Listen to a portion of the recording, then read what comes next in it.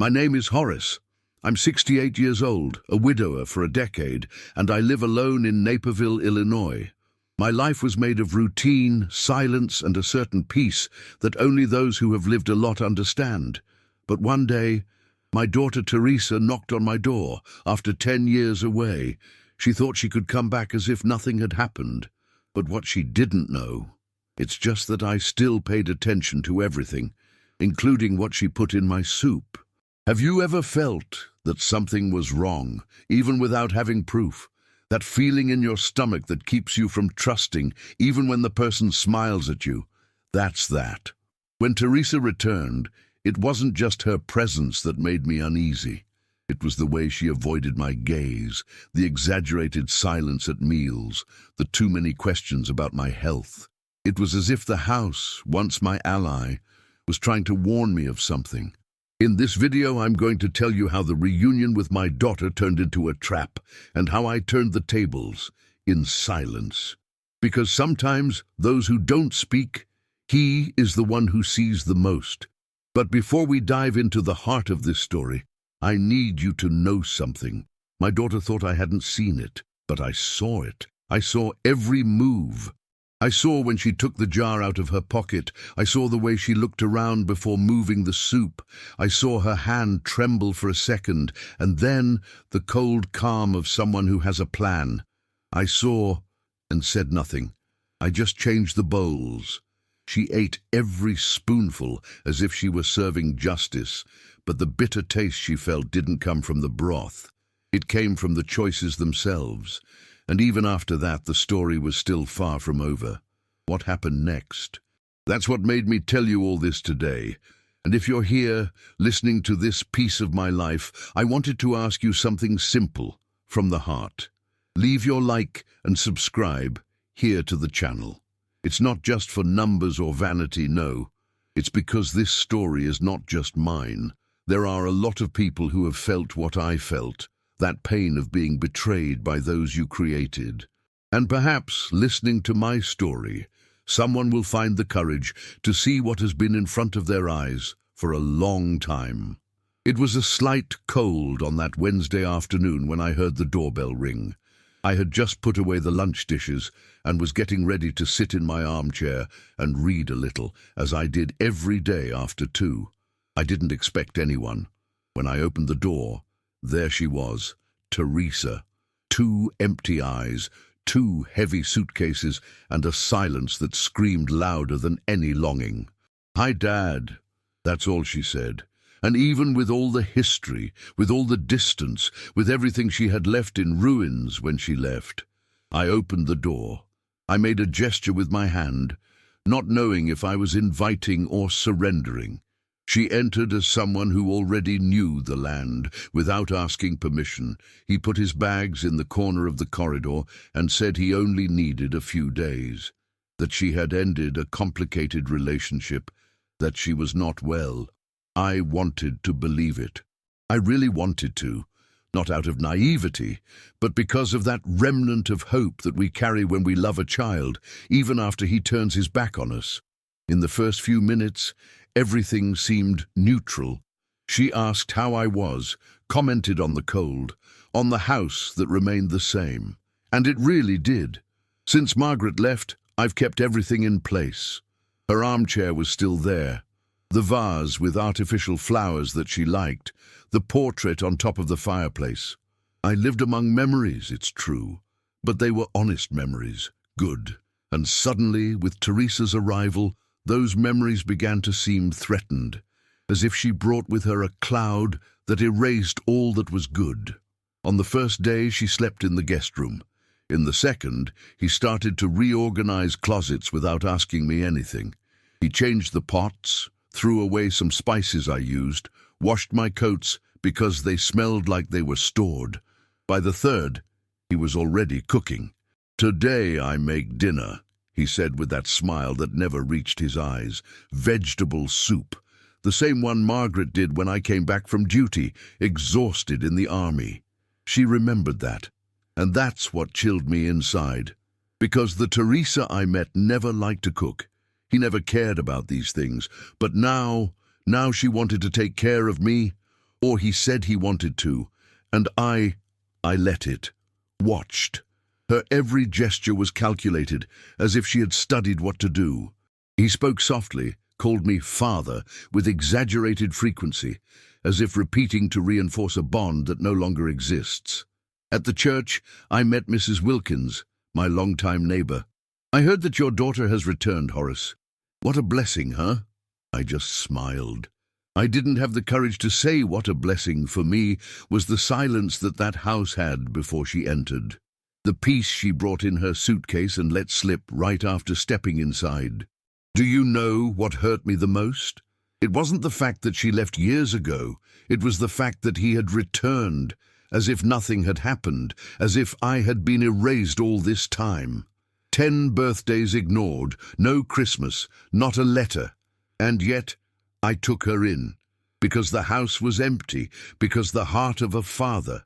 He does not forget, but he does. And I felt it. I felt that she had not come back for me. I felt that there was a weight in her eyes that was not tiredness. It was calculation. It was intention. The way she looked at my medicine drawer, or how she spent too much time in the kitchen, alone, touching things she never touched when she was young. Her every move had a rehearsal feel to it, and the more the days passed, the more the discomfort grew. The whole house seemed to breathe along with me, as if warning me, "Open your eyes, Horace, open your eyes." That's when I found myself thinking, how many people have gone through this? How many fathers and mothers welcomed their children back full of hope, only to realize that their love was no longer the same? How many pretended not to see it, just so as not to suffer another disappointment? If you've experienced something similar, comment below. I've lived it, or touched me. Because sometimes shared pain turns into strength, and only those who feel it in their skin understand what it is. That same night, I went to bed later than usual. I listened to her footsteps around the house, then the noise of the faucet, the light sound of cutlery, the refrigerator light turning on. Each noise made me imagine things I didn't even want to. But the truth is that my instinct, the same one that saved me on the battlefield, was back, and he shouted that I needed to be attentive, that return was not just a visit, it was an invasion. But what did she want after all? What was the real reason for being there after so long? I didn't know yet, but I was going to find out. And when he found out, perhaps it was too late. In the following days, the house became different. I don't say it for the walls, for the furniture, or for the weather, but for the feeling in the air. Something had changed. Teresa began to approach in a strange way. It was not affection. It was a dry curiosity which made me suspicious. First came the questions about my medication schedule, then about where I kept the accounts. "Dad, what if something happens to you?" she would say, in that rehearsed tone of concern. "It would be good for me to know the bank password, just to be safe." I smiled and changed the subject, but inside the flea behind the ear had already turned into an alarm. She started to prepare all the meals, and he insisted that I eat everything. He made a point of serving myself, putting the plate in front of me, pulling the chair with a gentle smile. But his eyes, her eyes were always watchful. They followed each spoonful, as if waiting for something to happen. Sometimes, when I said I was satisfied, she insisted, "Just a little longer, Dad. That part was more enjoyable." I began to notice these details. The way she didn't eat with me, but said she had already eaten. How it prevented me from washing the dishes, from entering the kitchen after it. They were small things. But I've lived long enough to know that the devil lives in the details. One Friday afternoon, I was ironing clothes in my room, an old habit I haven't let go of even with age, when I went to get the laundry basket from her closet, unannounced. I didn't hit, I didn't call. I just walked in, and there, among the messy objects in the suitcase, I saw something that chilled my chest. One bottle, small, no label, with a whitish powder inside. I picked it up, I watched it against the light. It was light, but it wasn't sugar, and it wasn't seasoning either. Before I could think too much, I heard footsteps in the hallway. I put it away quickly in the same place and closed the door. When Teresa came in and saw me there, she froze for a second. Then he forced a smile. "Do you need help with the clothes, Dad?" I said no and left. But her eyes were already different, concerned, angry, as if I had invaded a forbidden terrain. At dinner that night, she looked at me in a way that I could no longer disguise. I tried to stay calm. I ate slowly, looking distracted. But every bite now was a distrust, and when she asked me, between one sentence and another, if I had touched her things, I knew that the silent battle had begun. I just replied, "I just went to get the basket." She laughed, tense. He said that the bottle was a natural supplement for anxiety. But he didn't look me in the eye when he said that. That night, hidden on the porch, I began to write in an old black-bound notebook that Margaret gave me in our early married years. There I started to write everything down. Schedules, speeches, physical symptoms, facial expressions, her attitudes in the kitchen, sounds during the night, everything. I went back to thinking like a soldier, like in those years when every move of the enemy could cost the life of a brother in uniform. Now it was different. Now the battlefield was my own home, and the enemy, she was my daughter. Silence became my weapon. I started to feign tiredness, weakness. He left fake medicines on the table and watched if she touched them. He locked the doors at night. He hid food and compared flavors. And every day I was more certain. Teresa was not there to take care of me. She was there to hasten an end. But why? For what? Money? Inheritance? Revenge? I still didn't have answers. But that same night I heard a noise coming from the cupboard under the sink. When I went to look in the morning, the unlabeled bottle was no longer in her suitcase.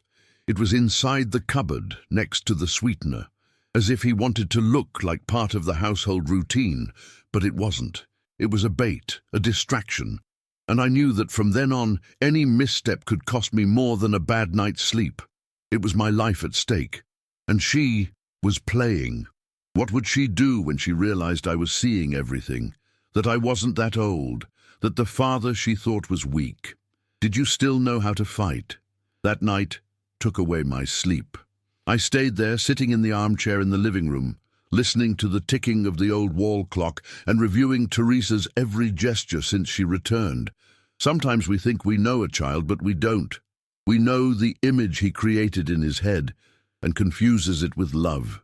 But when instinct speaks louder, when memory begins to mix with the signs of now, the truth comes out, no matter how painful it may be. I found myself remembering when Teresa was a teenager. There was too much fire in my chest. Nothing was good. Nothing was enough. I tried to teach responsibility, to set limits, but she thought I was a jailer. And Margaret, oh my Margaret. She was the one who bridged the gap between the two of us. Whenever Teresa exploded, she was the one who calmed down.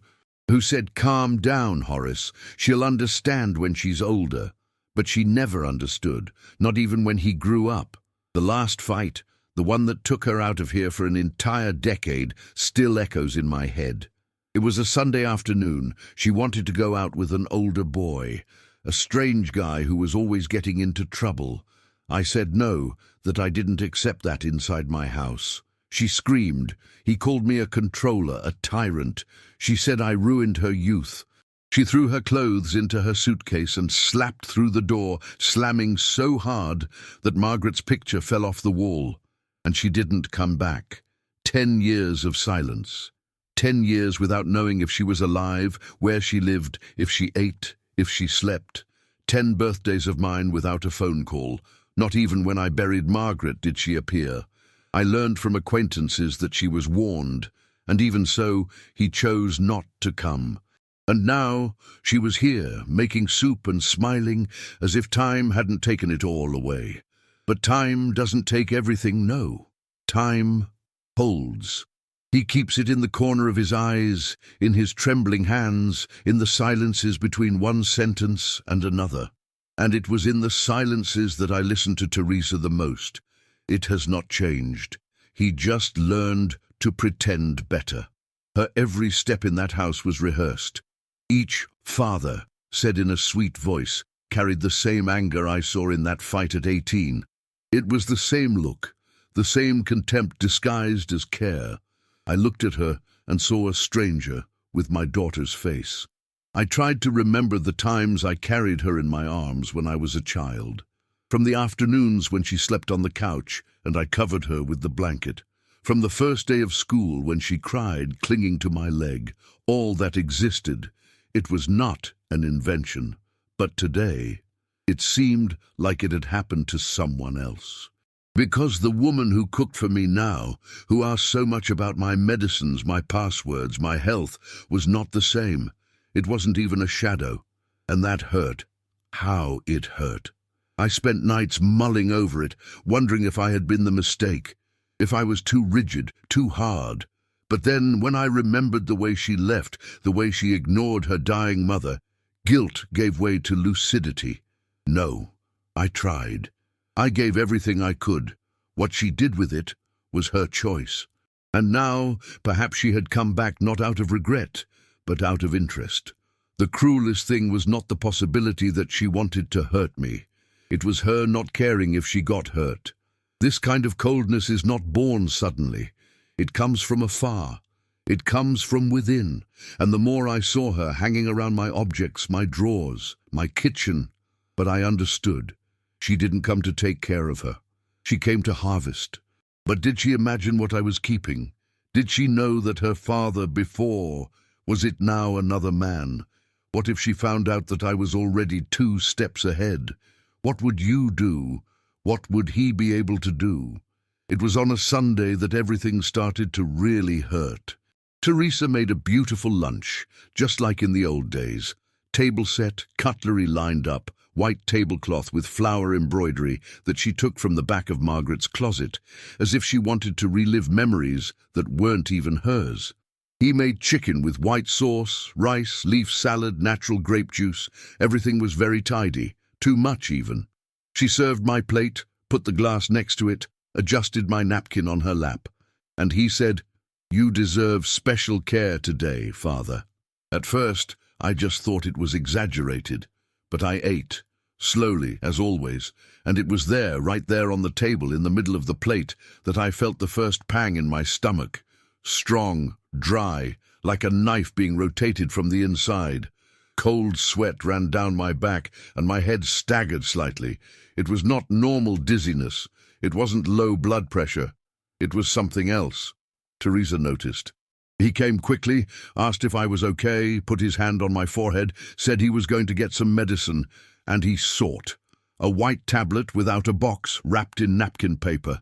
"Take this, Dad, it will help you. It must be just tiredness." But I didn't take it. I pretended so. I waited for her to leave the room, went to the bathroom and threw it down the toilet. Then I lay down on the couch, my head spinning and my stomach still upset. She came to cover my legs, said I needed to rest.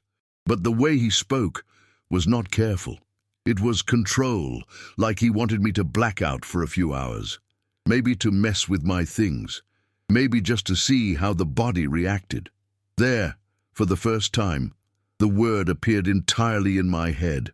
Poisoning. I didn't want to believe it. I didn't want to think that my daughter, the one I put into the world, that I fed, that I held when I had a fever at the age of 5, could be putting something in my food. But the body does not lie. And the pain I felt at that lunch, it was unlike anything I've ever known. After she left, I started writing in the notebook again. I recorded what I ate, the time, the symptoms. I even wrote down the color of the pill she gave me. And there, I made a decision. I was going to feign weakness. I was going to be more tired, more vulnerable. I wanted to see how she reacted, if it was really careful, or if she was just waiting for the body to give way. In the following days, I started to walk more slowly. It left the plate almost full. Sometimes she pretended to forget things, changed her neighbor's name, dropped the newspaper on the floor. And he watched, always watching. Teresa showed no patience. When I pretended to forget where my medicine was, she would snort. When she left food on her plate, she disguised the discomfort, but the eyes did not lie. There was impatience there. An urgency that she tried to hide, but that escaped in the way she squeezed the cutlery or closed the refrigerator door tightly. And when I said I was going to cook something, she found a way to anticipate it. "No, Dad, let me do it." It was always her, always the cook, as if I needed to have control of every ingredient that went into my plate. I started to hide some food, store food in sealed jars, buy products on the street without her knowing, and I fed on them. When I ate what she did, the pain returned. When I ate what I hid, I didn't feel anything. It was then that the certainty began to take shape. It wasn't paranoia. It was not fantasy. Something was happening, and she was not the victim of a difficult past, as she said. She was the author of a cruel gift. I needed to keep a cool head, pretend weakness, but think like a soldier, like I did in the countryside. Tactic, resistance, strategy, and time. Because with people like that, everything is a matter of time. If you're there listening to me until now, if you got this far with me in this story, I wanted to ask you something. I'm here opening my heart, telling what I experienced, without embellishing anything. So if this is touching any part of your memory or your chest, leave a like on this video and subscribe to the channel. This isn't about fame, it's about history, about memory, about not letting certain silences become oblivion. I still have a lot of things in store to tell you. That night, after another dinner prepared by her, I locked myself in the room with the light off, but my eyes open. And I started to think, would her next move come soon? And if it came, would I be ready? That night, the house was quieter than usual. The sky outside seemed heavy, as if he knew what was about to happen. I was sitting in the armchair in the living room, pretending to read the newspaper, when I heard Teresa's footsteps in the kitchen. She talked to herself, quietly. He stirred the pots very carefully, as if preparing a ritual, and I got up, slowly, pretending to go to the bathroom, but stopped at the edge of the kitchen door. What I saw, it was engraved in my memory with a clarity that no age can erase. She opened the top cabinet, took out the jar, the one without a label, and very carefully poured a pinch of the white powder into my bowl of soup. He moved slowly, checked the environment with his eyes, and went back to acting normally. That was no distraction, it was no mistake, it was intention, clear as the ceiling light, but I didn't get in. I didn't say anything. I waited for her to leave to get the cutlery and, at that time, I quietly entered and changed the plates. Mine now was hers. Hers. It was mine. I put the cutlery next to it, adjusted the edge of the bowl as if nothing had happened, and went back to the armchair. When she came back with the cloth in her hand, she saw me there, calm, smile, a toothless smile without a soul. She put the plate on the table, called me to eat. "I did it with affection, Dad," he said. "I think you'll like it." I went. I sat down. I thanked him as I always did, and we ate, together, spoon after spoon. She spoke little, but I observed a lot. Her eyes were on me, waiting, measuring, calculating, and I was there, pretending not to know. But it didn't take long. On the third or fourth spoonful, it began to change. Sweat on the forehead, dry mouth. The body became restless in the chair. "It's hot in here, isn't it?" she said, dropping the spoon, and I just shook my head. "It must be the heater." She stood up, staggering a little, and went to the hallway. He said he was going to lie down for a while. I sat down. I ate the rest of the soup without haste, not for taste, for confirmation, what I felt for days. Now it was a fact, and he didn't need any more words. She tried to kill me. It was not a mistake. It was an attempt, cold, methodical, premeditated. I went up to the room and closed the door calmly. On the outside, I was the same old man as always. Inside, I was another man. My heart seemed to beat in 3 times, not out of fear, but of indignation. Teresa, my daughter, poisoned my food. In my house, with my spoon. And now she was there, lying in the guest room, dealing with her own poison. Part of me wanted to ask why. Another part, I just wanted justice. From then on, it was no longer about protecting myself. It was about making sure she never tried that with anyone again. And for that, I would need to think calmly, accurately, and with a cold blood that only those who have been in the field know. Because if she was able to do that once, what else could she do? And what else would I still discover about that daughter who once slept on my lap and now wanted to see me buried? The night fell heavy that Monday. The house, which had not been the same since her arrival, now seemed suspended in time, as if waiting for the outcome of something that was already written. After dinner, Teresa did not return to the table. She threw herself on the couch, saying she was nauseous, with her hand on her belly and her face paler than usual. "It must have been something I ate," he murmured, and I, standing there, just shook my head. Maybe it was my daughter. She didn't notice the tone. I went up to the bedroom with slow steps, leaving her downstairs in the darkness of the living room. But I didn't go to sleep. I sat in the chair by the window and began to write. The notebook was getting fuller and fuller. I wrote down the time of the soup, 7:03 p.m.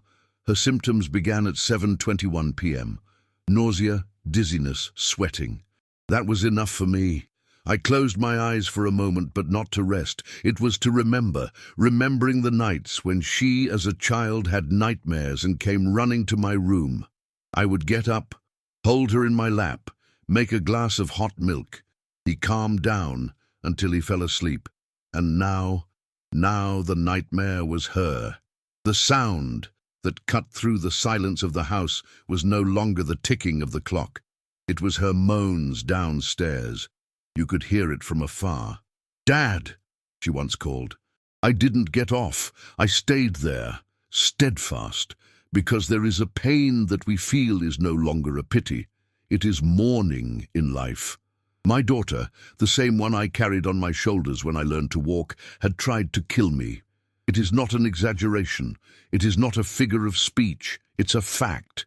And those who experience such a thing need to take a deep breath before deciding what to do. Days before, I had installed a small camera in the corner of the kitchen. A simple device, one of those home security devices, not because of direct distrust, but just in case. My soldier instinct has always taught me that those who wait too long lose the time of action. So that night, as her moans echoed through the house, I watched the camera roll. I reviewed the soup scene 3 times, her hand taking out the bottle, the exact gesture, the pinch, the stirring with the spoon. All done with a calmness that only has those who no longer have love inside their chest. Meanwhile, the house slept, the quiet neighborhood, only me awake.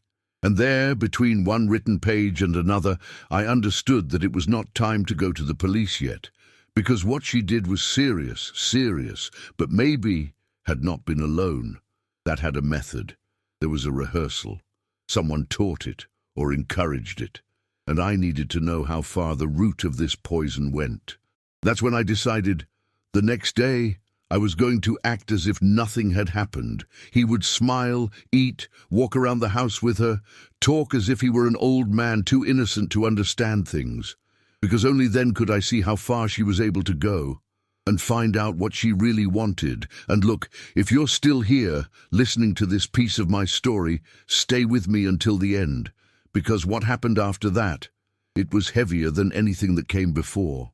And it is precisely in the darkest hours that the truth is revealed. That morning, I got up from my chair, went down the stairs in silence and looked through the cracks in the room. Teresa slept crooked on the sofa, with a damp towel on her forehead.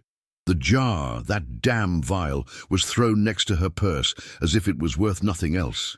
I took it carefully. I took it with me, and I kept it where she would never find it. I went upstairs, closed the door to my room, sat up on the bed, and asked in a low voice, "How far would you be able to go, my daughter? And what would I find out the next morning?" It still gives me goosebumps to this day. The next morning, the sun came in through the cracks in the shutter as if to illuminate hidden truths. I got up earlier than usual. The body was still tired, but the head, His head was sharp. The night before was not a nightmare. It was real. And now I knew what I needed to do. I started at the base. I opened the black folder where I kept all my documents. Will, house deed, life insurance, bank accounts, everything. I took copies, separated them by categories, made new folders with updated dates.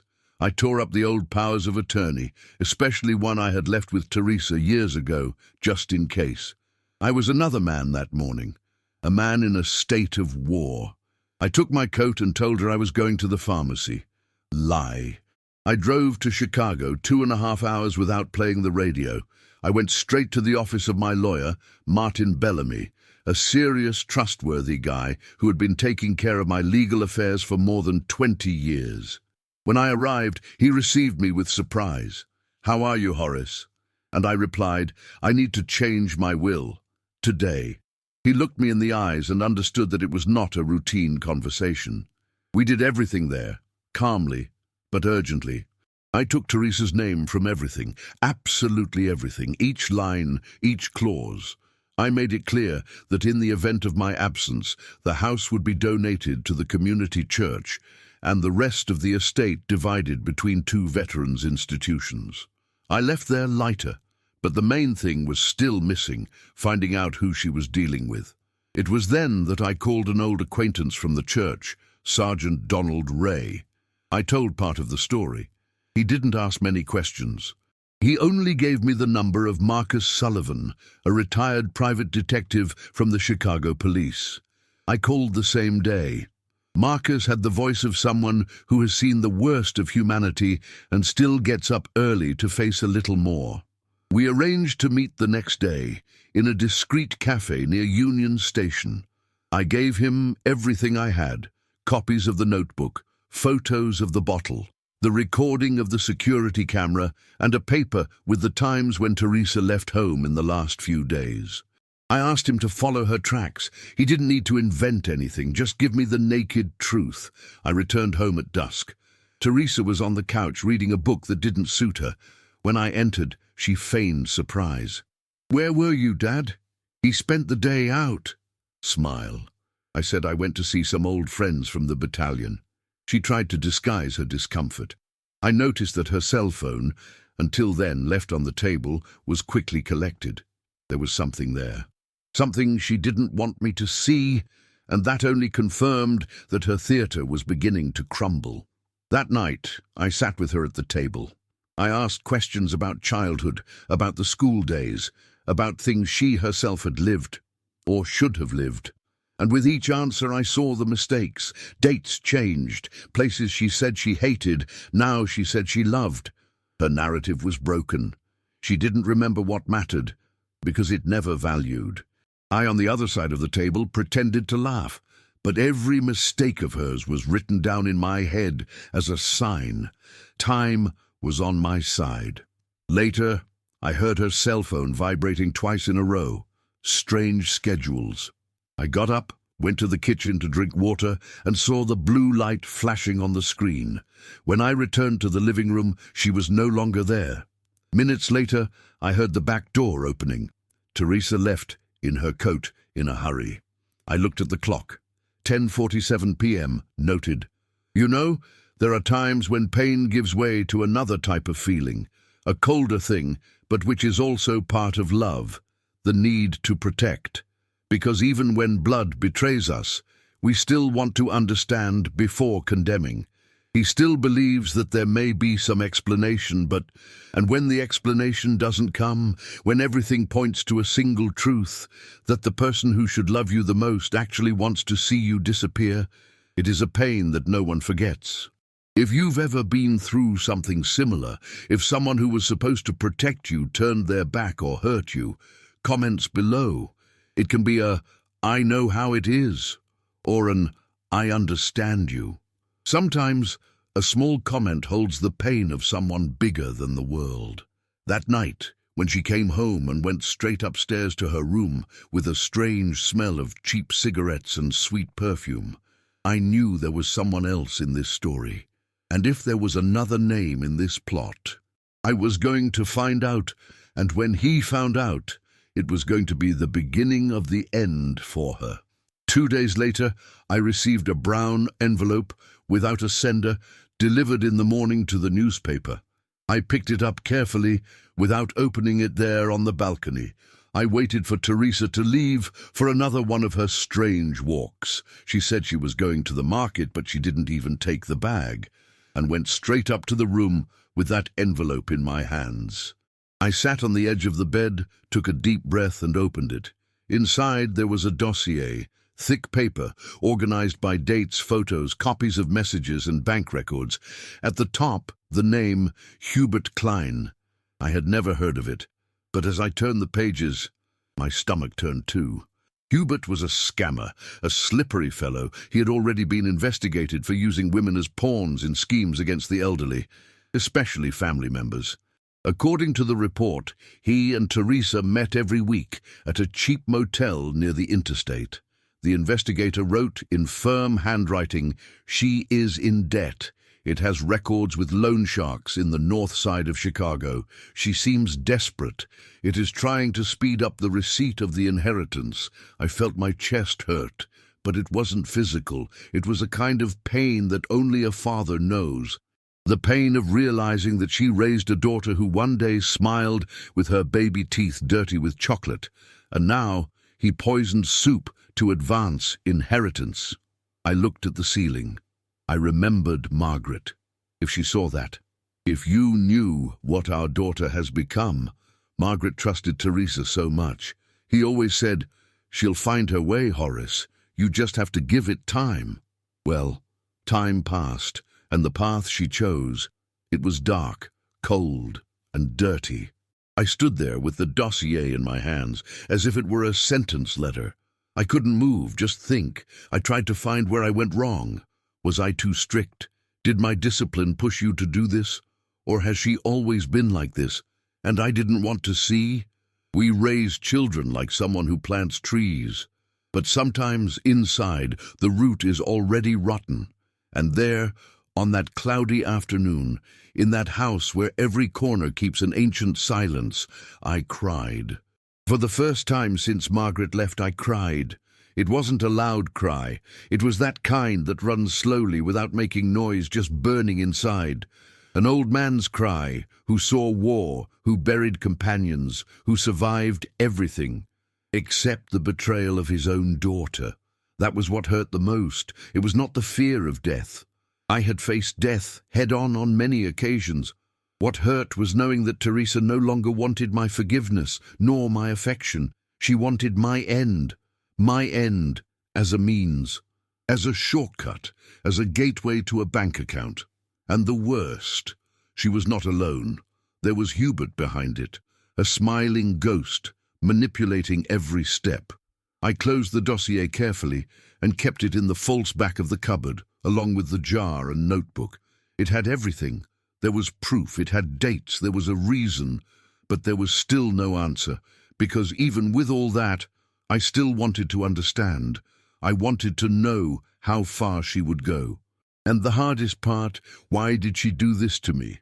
The house that day was colder than usual, not because of the weather, but because at that moment I realized that I was living with the enemy. And you know what's worse? When Teresa came back that late afternoon with an empty bag and that fake smile, she sat at the table and said, "Today I thought about making stroganoff. You like it, right, Dad?"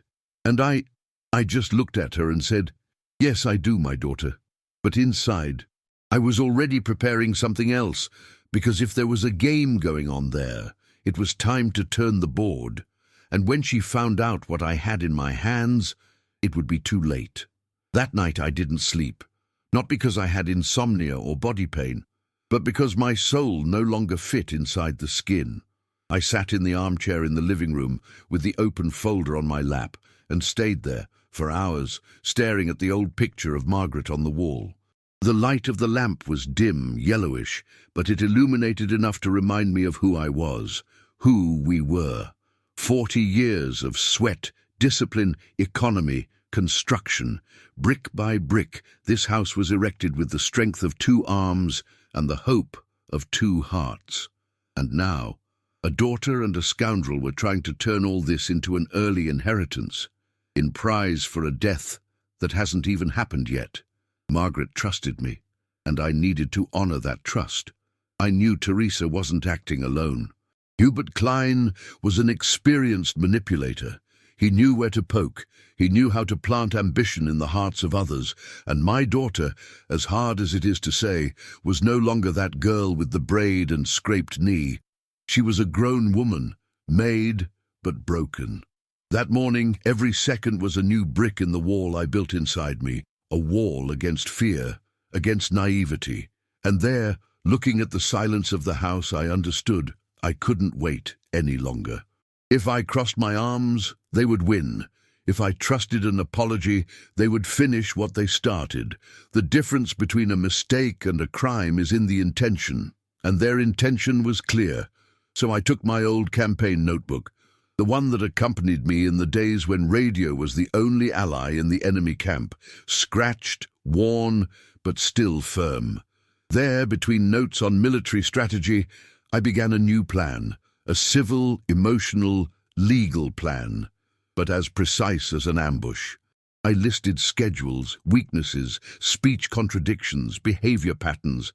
I wrote down the dates of Teresa's night outs, the names she spoke on the phone, the times she went through my closets. And no, it was not revenge. It wasn't anger that moved me. It was protection. It was justice. It was the mute cry of a man who had spent his whole life struggling to build, and now saw everything threatened by the greed of his own flesh.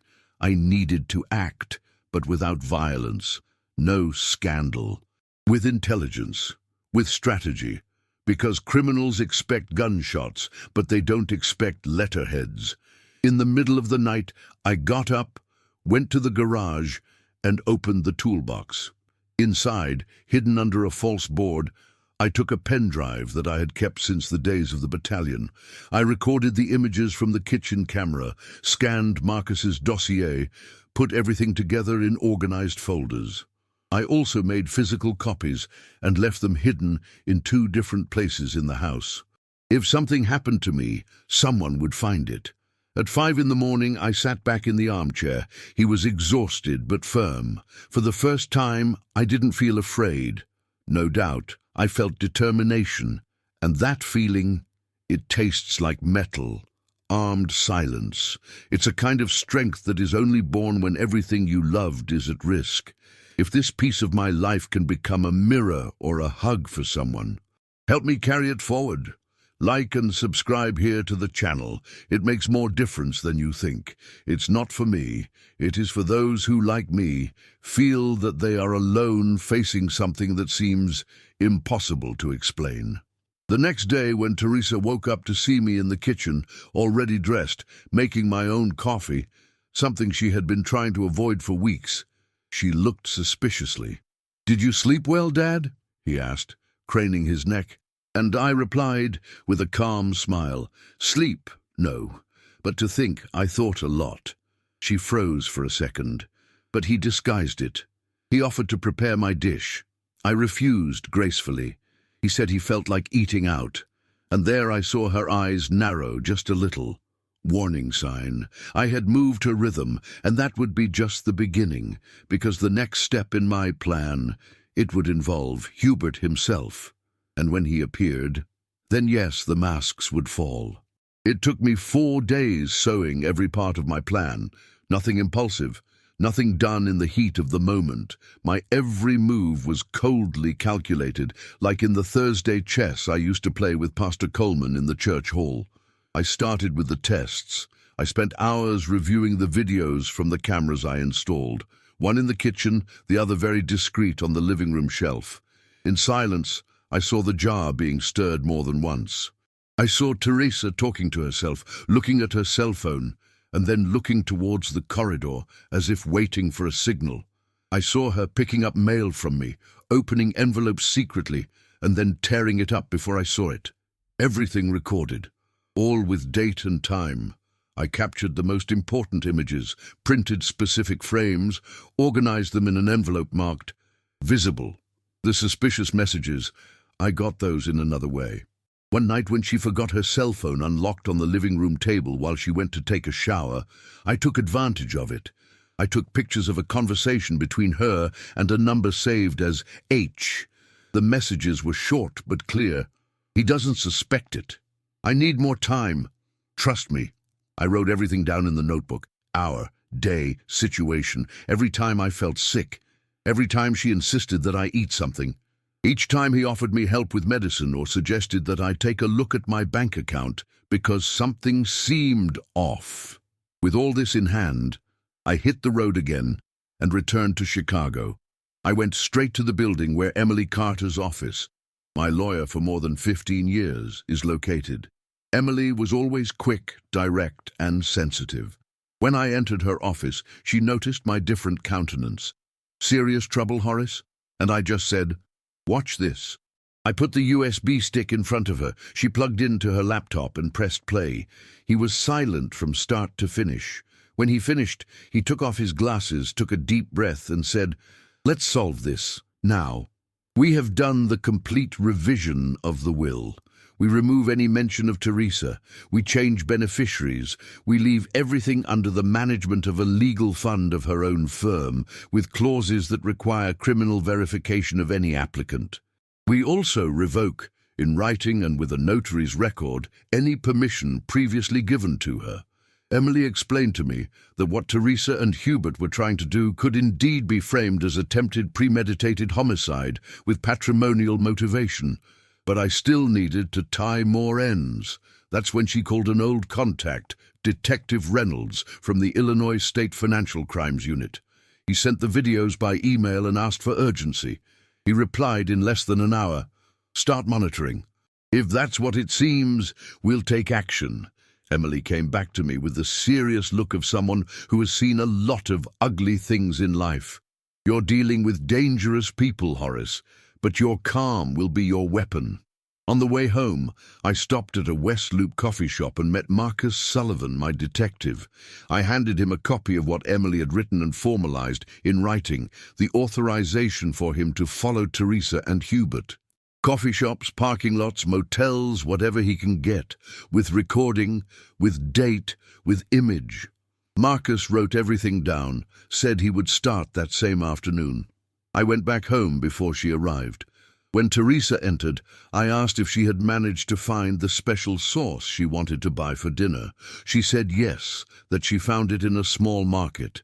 He invented the name of the place. I wrote it down.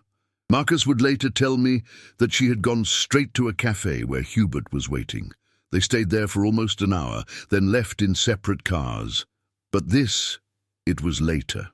That night, she served me with the same smile that didn't touch her eyes.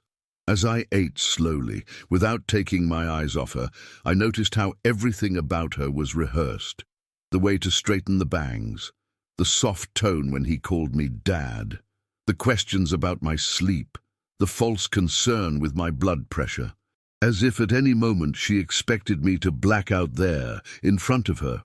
But what she didn't know, it's just that the dish she was serving now was just the beginning of the banquet I was preparing. And look, if you've been listening to all of this by now, know one thing: the hardest part of this story is yet to come. And I'll tell you, down to the last detail, because what happened days later, it involved something I never expected, something that made me review everything again. And this time, I wasn't going to hesitate. Do you know why? Because I was about to look into Hubert Klein's eyes, and he had no idea what awaited him. It was a cloudy Friday when Marcus called me. He only said, "I need to show you something, personally." We arranged to meet in the underground garage of an office building in Naperville. Discreet place, no cameras. When I got there, he was already waiting for me inside the car. I got into the passenger seat. He handed me a small digital recorder, pressed play and looked at me steadily.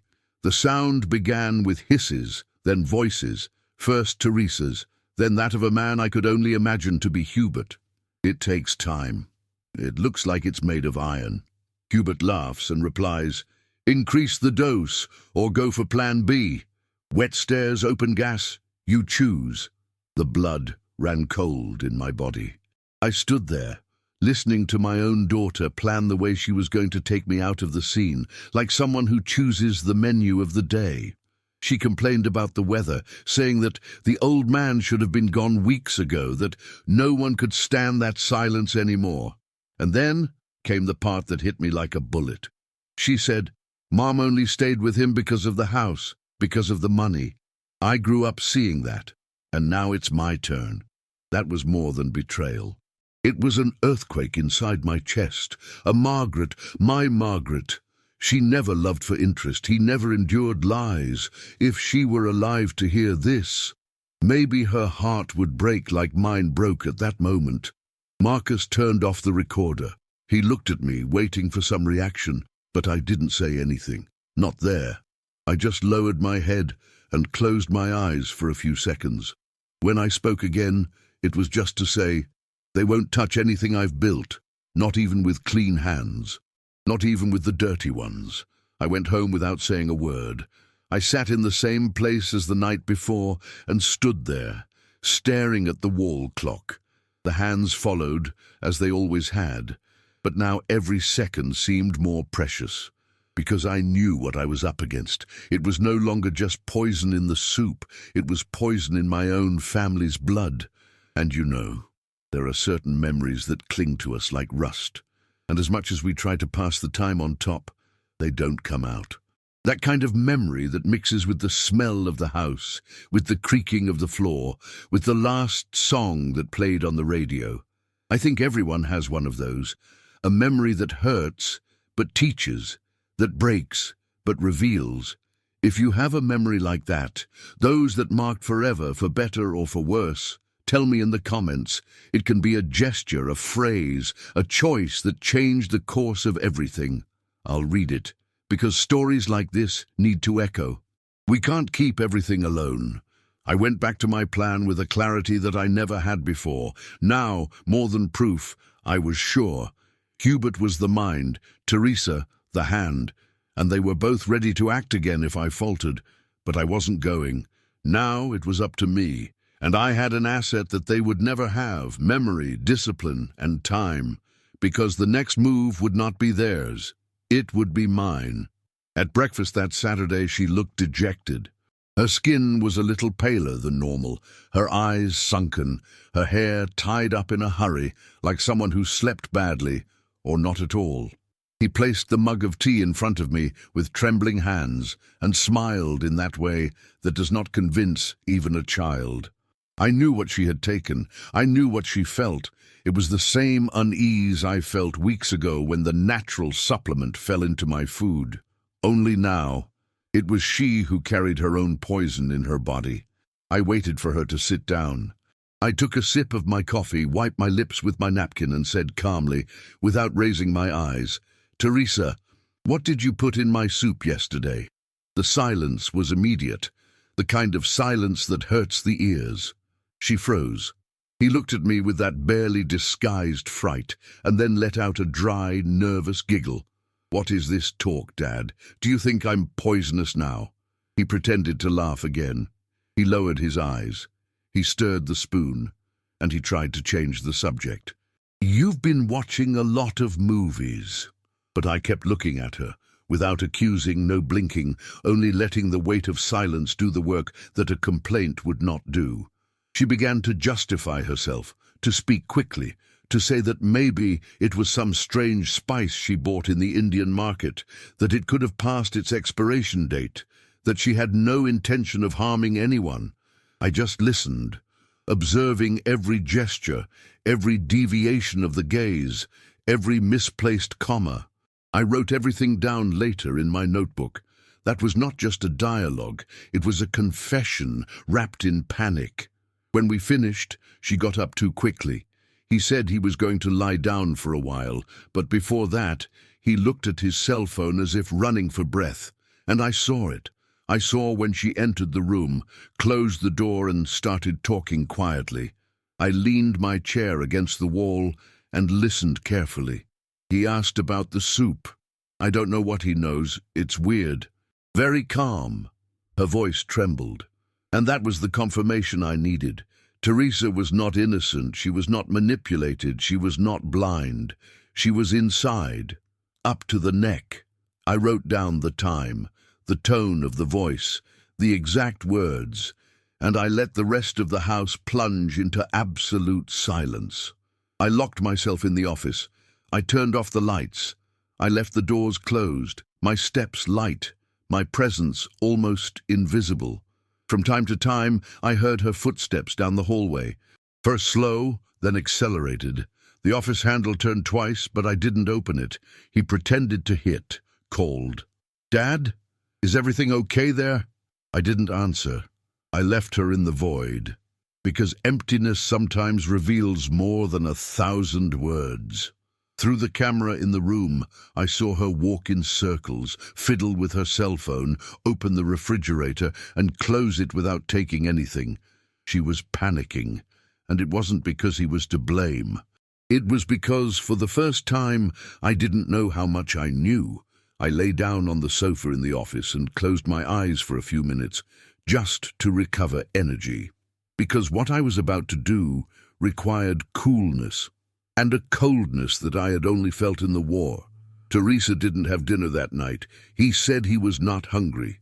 And me, I just smiled, because the ground was ready. And the next step, it involved Hubert himself, face to face. But how would I do it? How could I put that guy here inside my house without him knowing that he was falling into a trap? Oh, that's when the story starts to get good. The sky was starting to take on that orange hue of dusk when I knocked on her bedroom door. Teresa took a long time to open. When she finally opened it, she looked at me with a tired face, as if she was coming from a battle that only she was fighting. But I already knew who the enemy was. And it wasn't just Hubert. It was her, too. I went in, closed the door behind me, and sat down in the armchair by the window, the same one where Margaret used to read her detective novels. I folded my hands in my lap, took a deep breath, and said with all the calmness in the world, "You have a week to leave my house." The sentence was short, but its impact echoed like thunder inside. Teresa froze. At first he thought it was a joke. He laughed embarrassedly, tried to disguise it. Then came the theatre. "But Dad, why? I thought we were getting it right, that you were happy to have me back." I didn't respond right away. I just stared at her, serious, steadfast, no anger, no pity. And then I added, "I know everything." She turned pale, literally. His eyes widened, his mouth trembled, and his knees lost their strength. She sat on the edge of the bed, trying to find a reaction that fit that. "What are you talking about?" he tried. "What do you think I know?" I returned. Silence. She realized that the game had changed, that the control she thought she had ran through her fingers like water. I stood up and made it very clear. "From now on, you don't cook in this house anymore. It doesn't clean, it doesn't organize, it doesn't touch any of my documents. Your belongings will stay in the room and only in the room. And next week, you'll find another place to live, with whoever you want. But far from me." She jumped up, started screaming, saying that I was old, paranoid, sick. He tried to cry. He spoke of his mother. He said that Margaret would be disappointed in me.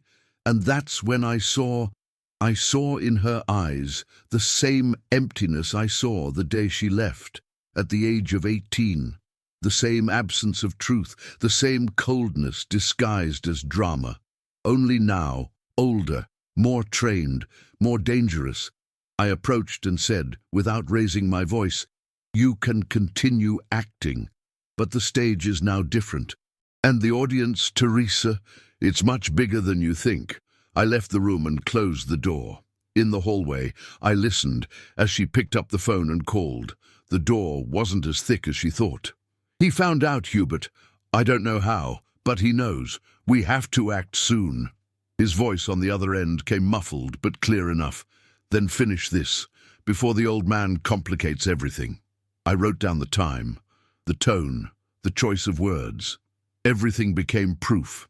Everything became a line in my notebook. Teresa was now desperate, and desperate those who no longer have morals are capable of anything. It was only a matter of time before Hubert showed up, and when he appeared, I'd be waiting, with everything prepared. But what they didn't know, it's just that I had also invited someone else to this meeting, and this person, it would change the whole game.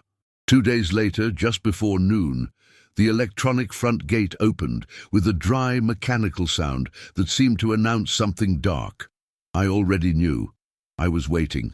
I sat in the leather armchair in the living room with the door ajar and let time play its part.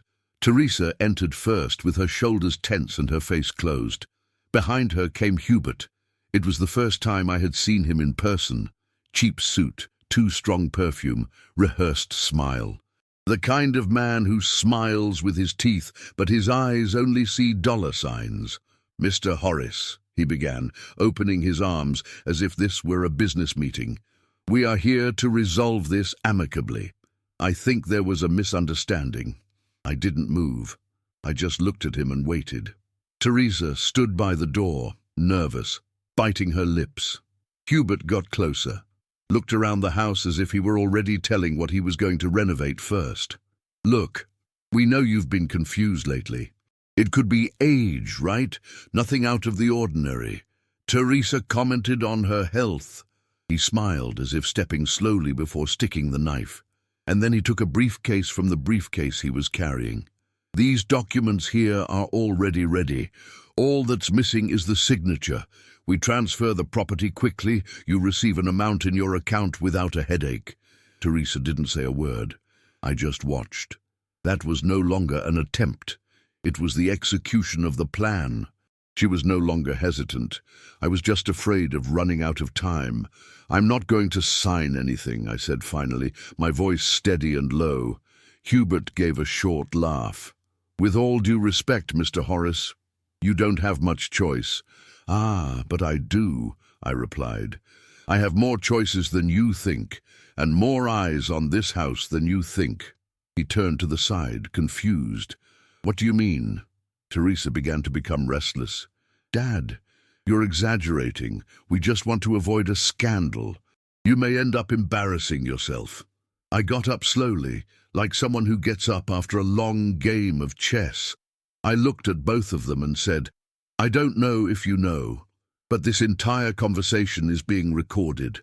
Their expressions changed in the same second. Teresa took a step back. Hubert tried to disguise his panic with a smile.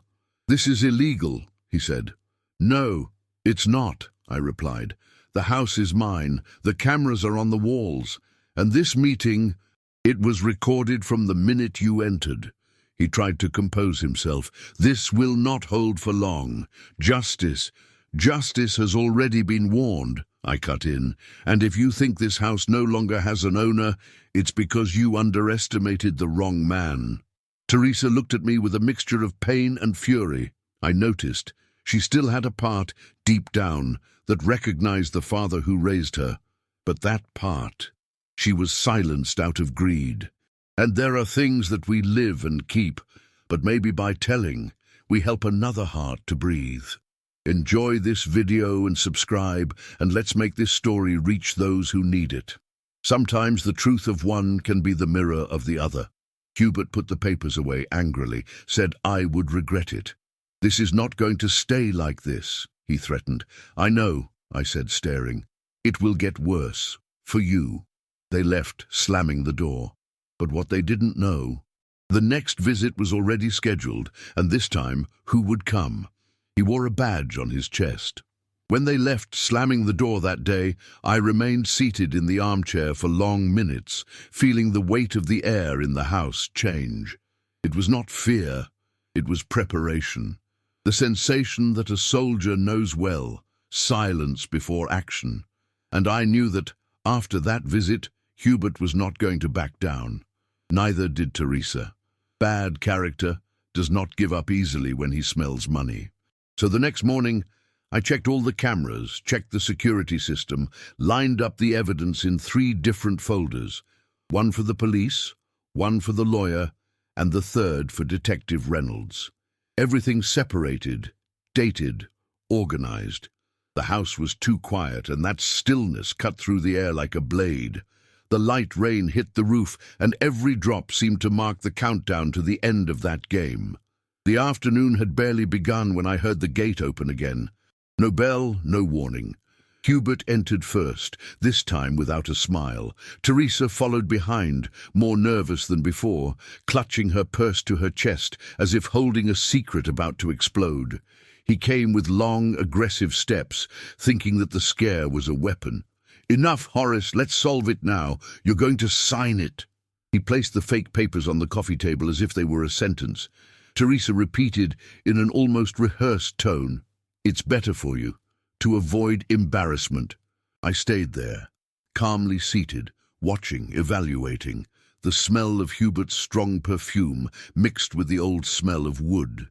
He didn't know that just below my hand, attached to the side of the seat, was the button I'd installed the day before, connected directly to the Chicago Police Department's emergency center, a system used by at-risk seniors. But on that day, it was not a cry for help. It was my silent checkmate. Hubert began to walk around the room as if he were the master of the house. He took out picture frames, looked disdainfully at Margaret's photos, opened the fireplace cabinet without permission. He spoke loudly, gesticulated, tried to intimidate me. Teresa didn't take her eyes off me. She knew something was different. She felt it. "Dad, say something.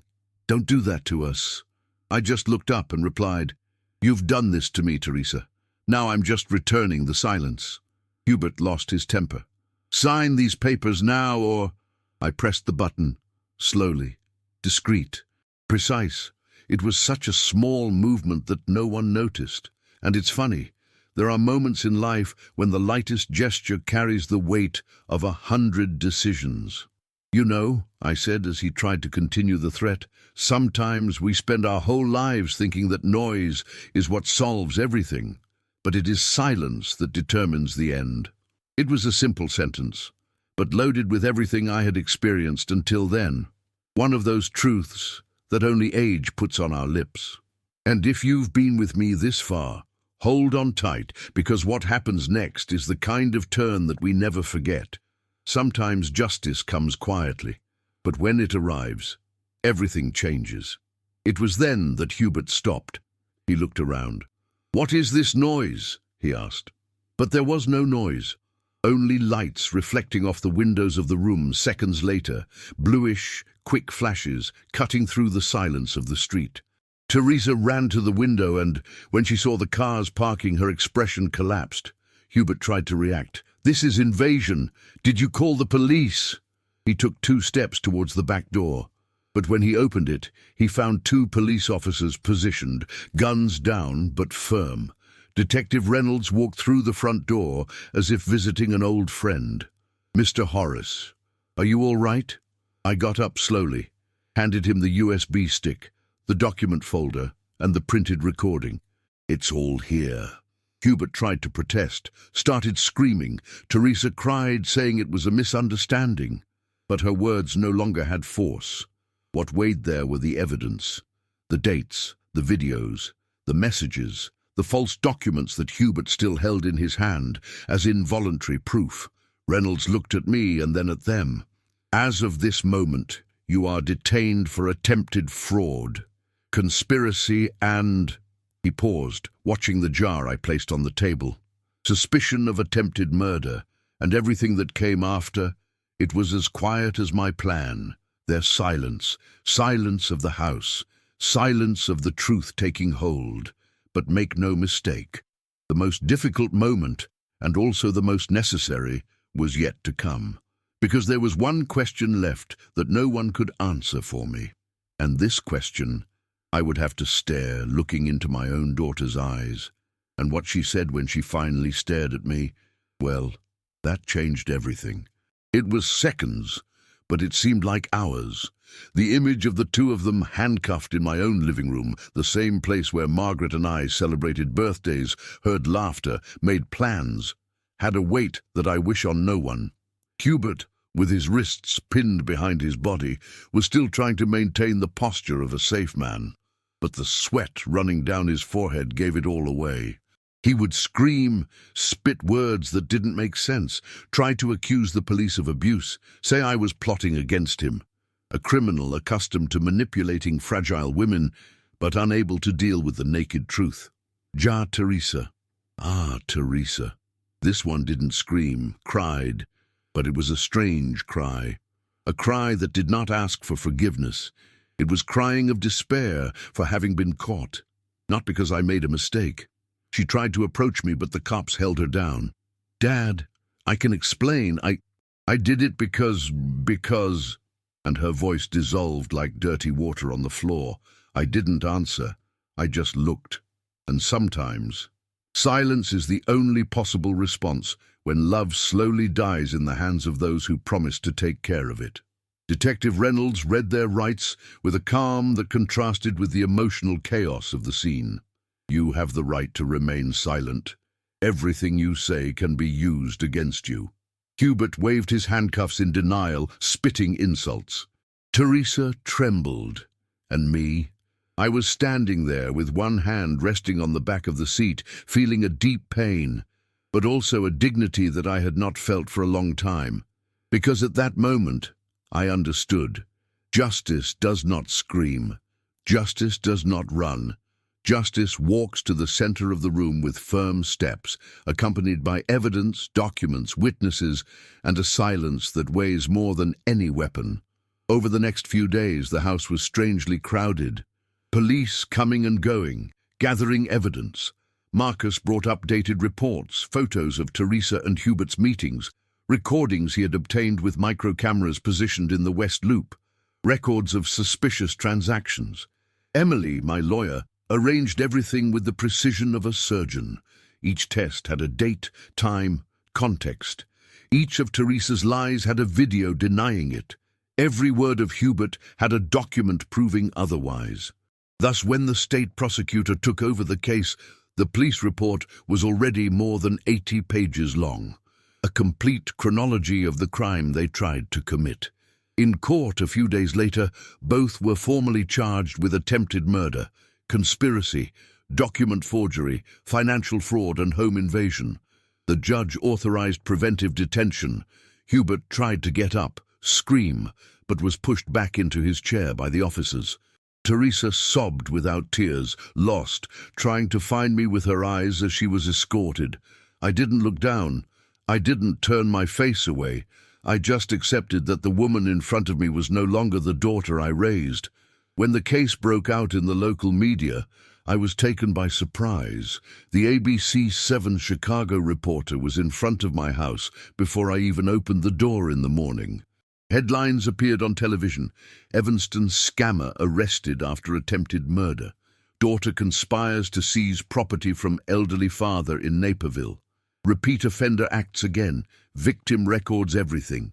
And for the first time, I felt that the world saw what I had been carrying alone for months, not as gossip, not as an exaggeration, but as true. But even with all this, the house still looked heavy, full of memories that no longer fit in the right place. The armchair where Teresa sat, the hallway where I heard her whisper to Hubert, the kitchen where she stirred my soup. Every corner had a piece of pain stuck to the walls.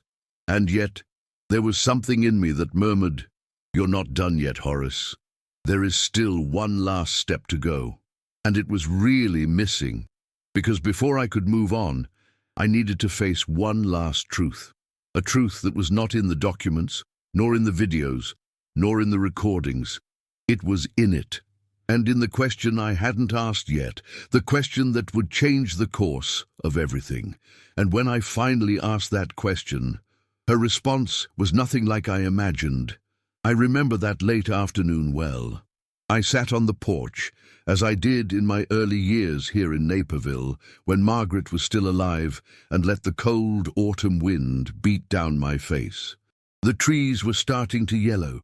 Some leaves were already dancing down the quiet street, and for the first time in a long time, I felt that the outside world was at peace, even though inside me there was still so much furniture out of place. It was strange. I had lost a daughter, but somehow I had regained my life. And that, my friend, is not victory. It's mourning. a kind of silent mourning, which no one sees but which eats at the edges of the soul. I watched the houses lined up in the neighborhood, each with its own little dramas behind the closed windows, and I thought about how many times I tried to be a safe haven for Teresa, from when she was little and ran away from her own emotions, to her teenage years, when she accused me of being too harsh, too rigid, too old. I thought about the last serious conversation we had before she disappeared for a whole decade. She said that I didn't understand anything about her, and maybe he didn't really understand. Perhaps without Margaret among us, the bridge that kept us on the same side of the bank would be missing. Her death left a hole, and Teresa and I fell one on each side. But at that moment, sitting there with a cup of cold coffee in my hand, I realized that the pain had not come from Teresa's wickedness. It had come from my generosity. I had opened the door. I had believed that there was a return. I had let hope in without asking for ID at the entrance. And it was this hope that wounded me deeper than any poison in that hidden bottle. Still, looking up at the sky that was beginning to turn pink, I felt a serenity I hadn't felt since before Margaret left. I had done what was right, not out of revenge, not out of pride, but out of dignity. And dignity, my friend, dignity is not negotiable. She protects herself, even when it hurts. I took a deep breath, resting my hand on the old railing on the balcony, and allowed myself to feel the freedom of silence. That silence that once scared me, now embraced me. It was no longer a threat. It was no longer a warning. It was just silence. Simple, clean mine. And while I watched a squirrel crossing my fence as if I owned the land, I found myself thinking one thing: life goes on, whether we want it or not. And I was going to go with her. Maybe slowly, maybe limping inside, but I would move on, with my books, my walks, my Thursday chess, and with the memory that I survived something that almost took more than life from me. It almost took away my faith. But you know, something told me that, before everything really came to an end, there was still one last piece on this board that I needed to move. A piece that no one noticed. A piece that, when it was revealed, would change everything once again. And it's about that final piece that I still need to tell you. When I finally closed the door to that house in Naperville and handed the keys to the family who bought it, I felt a strange mixture of relief and farewell, like someone who keeps an old book that he loved, but that no longer belongs on his bookshelf. I left without looking back, because some stories only continue when we have the courage to leave them behind. I sold what I needed to sell. I donated what had too much sentimental value to stay with me. The wing of vulnerable veterans there in Chicago received a good part of what I built throughout my life. I did this on behalf of Margaret, because she always believed that true wealth was sharing what you have with those who need it. Today, I live in South Florida, in a quiet community where the mornings are warm and golden, and the nights come unhurriedly, bringing a silence that doesn't threaten, just rest. I have kind neighbors, conversations at the gate, games of checkers under the shade of palm trees. I felt the peace I thought I had lost forever. And sometimes, when the sun sets behind the lake, I write in my journal what my heart has learned the hard way. I was good, I was hurt, but I survived. And survive, my friend. Surviving is often the greatest form of justice that exists. Teresa is still in prison. I learned that he tried to contest some accusations, but he couldn't. I don't feel angry with her. I don't miss it either. I just accept. There are bonds that are broken in a way that time would not reconnect even if it tried. Hubert received a longer sentence, and from what they say, he is unlikely to see the streetlight anytime soon. Each of them followed the path they chose, and I followed mine. Today I walk lighter, without fear, without guilt, without any poison around me. And life, even after so much shadow, found a way to be born again inside me. If there is one lesson that all this has taught me, it is that love is strong, but love must not be blind. That generosity is a gift, but it must never come at the cost of one's dignity, and that, As much as it hurts to recognize who someone really is, the truth always sets you free. Even when it breaks your heart in the process, life asks us for the courage to keep breathing after what seemed impossible. And I really hope that those who have heard me so far will take away from this account not the tragedy, but the strength that exists after it. I want to take this moment to thank your company until the end of this story. You can't imagine how good it is to feel that someone has walked with me here. If this story touched your heart in any way, leave me a like. He's like a silent hug that warms up this little corner here. And if you want to come back for the next coffee with me, subscribe to the channel. That's how we keep this balcony open for more conversations. Tell me in the comments which city you are watching. I love to know where my voice is finding other stories, other lives, and it activates the bell. That way you don't miss out when the coffee is brewed again. Now don't go away yet. Listen to the next true story that will appear on your screen. Always remember, each wrinkle tells a story, and each story carries a strength. Watch the next video here on the channel with another incredible story that awaits you.